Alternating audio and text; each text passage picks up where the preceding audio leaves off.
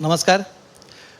Zee 24 तास नाशिक सन्मान 2025च्या या सोहळ्यामध्ये उपस्थित राज्याचे माननीय मंत्री महोदय गिरीश महाजनजी, जिल्हाधिकारी आयुष प्रसादजी आणि इतर सर्व मान्यवरांचं स्वागत करतो. आपण सगळे या कार्यक्रमासाठी, या सोहळ्यासाठी उपस्थित आहात. आपल्या सगळ्यांचंही मनपूर्वक स्वागत करतो आणि सगळ्यात पहिले दिलगिरी व्यक्त करतो. कार्यक्रम सुरू व्हायला थोडासा उशीर झाला आहे, पण नाशिककरात तुम्ही समजून घ्याल, कारण मीही आज इथे झी 24 तासच्या संपादकापेक्षा एक नाशिककर म्हणून आपली भूमिका मांडण्यासाठी उपस्थित आहे. आणि खरं तर असं म्हणतात की पत्रकाराने, संपादकांनी आपली भूमिका मांडताना फार विषयात बद्दल बोललं पाहिजे, विषयी होऊन बोलू नये. पण आज माझ्यातला नाशिककर जास्त बोलेल, त्यामुळे नारायण सुर्वेंच्या भाषेत सांगायचं झालं तर माफ करा, थोडासा गुन्हा होणार आहे. त्यामुळे तुम्ही समजून घ्याल. नाशिकवर एक वेगळं प्रेम, म्हणजे झी 24 तास गेली अनेक वर्ष असे विविध उपक्रम राबवत आहे. प्रत्येक शहरांमध्ये त्या शहराच्या विकासाबाबत एक साधक बाधक चर्चा व्हावी, त्या शहराची दिशा ठरवणारे सगळे घटक, सगळे स्टेक होल्डर्स त्यात असावे.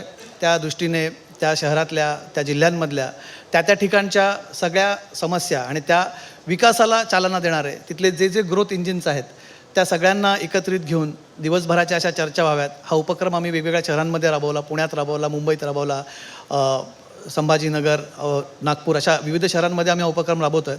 पण या वर्षाचा आमचा तसा कॅलेंडर इयरमधला हा पहिला कार्यक्रम नाशिकमध्ये घेतो आहे.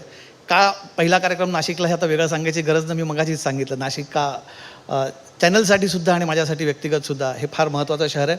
पण हा भाग जरी सोडला तरी नाशिकचं आपलं एक वेगळं वैशिष्ट्य आहे. देशाच्या औद्योगिक नकाशावरती, देशाच्या धार्मिक नकाशावरती, पर्यटन नकाशावरती नाशिकची आपली एक वेगळी ओळख आहे. बरं, प्रत्येक शहराची एक जशी ओळख असते, जसं पुणे विद्येचं माहेरघर म्हणतो, मुंबई स्वप्नांची नगरी म्हणतो, नाशिकला अशी स्वतःची आपण एक ओळख लावू शकत नाही. तुम्ही नाशिकला उद्योगांची नगरी म्हणू शकता, नाशिकला तुम्ही एक धार्मिक स्थळे म्हणू शकता, नाशिकला पर्यटनाची नगरी म्हणू शकता, तीर्थाची नगरी म्हणू शकता, दुसरीकडे वाईन कॅपिटलही तुम्ही देशाची त्याला म्हणतात.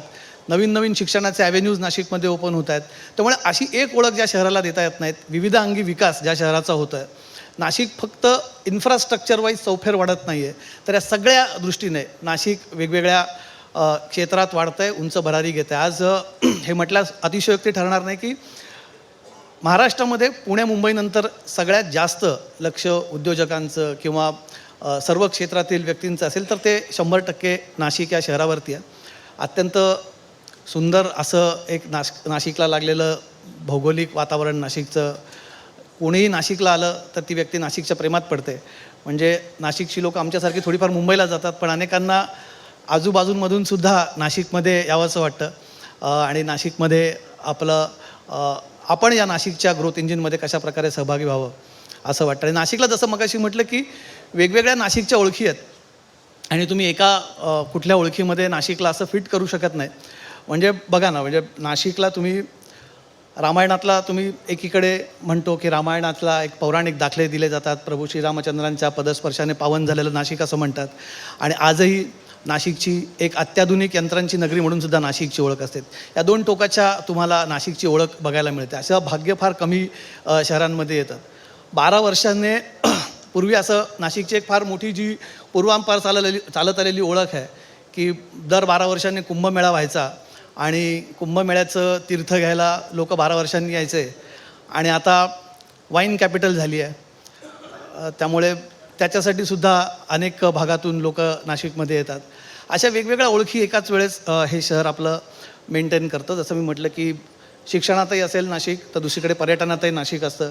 आणि याच वेगवेगळ्या ओळखी या शहरानं मेंटेन केल्या आणि याच्या दृष्टीने कसा या शहराचा विकास होऊ शकतो याचीच आपण आज साधक बाधक चर्चा इथे करणार आहोत. या कार्यक्रमात दिवसभर तुम्हाला वेगवेगळी सत्रं पाहायला, ऐकायला मिळणार आहेत.